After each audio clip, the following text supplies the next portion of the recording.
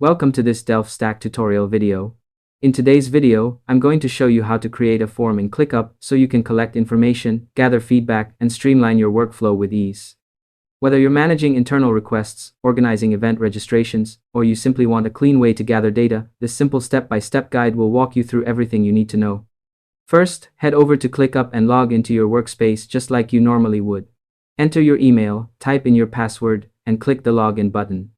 Once you're in, you'll land on your homepage. This is where all your tasks, spaces, and productivity tools come together.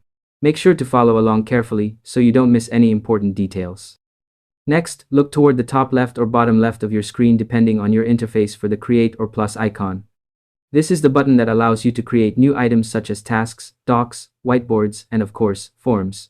Go ahead and click it, then select Form from the list of options. Once you click on Form, ClickUp will ask you to choose how you want to start. You can use a ready-made template, which is great if you want a quick setup, or you can start with a blank form if you prefer full customization.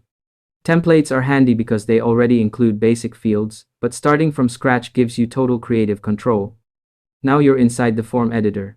Here, ClickUp provides a simple drag-and-drop interface that lets you add fields like text boxes, drop-downs, email inputs, checkboxes, and date pickers. You can rename each field, reorder them, and even add instructions to help people fill out the form correctly. Take your time here. Choosing the right fields ensures you collect the right information. To make the process smoother, here are a few quick tips. Keep your form simple, avoid unnecessary fields, and always think about what information truly matters. Doing this beforehand can save you time and help prevent confusion for your users. Once your form looks exactly how you want it, click Share in the top right corner. After that, you should be able to copy a shareable link, embed the form on your website, or attach it directly to a ClickUp task. It's also a good idea to test the form yourself.